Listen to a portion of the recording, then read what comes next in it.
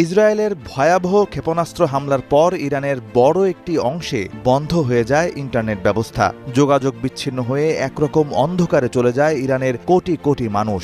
এই ভয়াবহ পরিস্থিতিতে হঠাৎই এক বিস্ময়কর উদ্যোগ নেন প্রযুক্তি দুনিয়ার আলোচিত চরিত্র ইলন মাস্ক।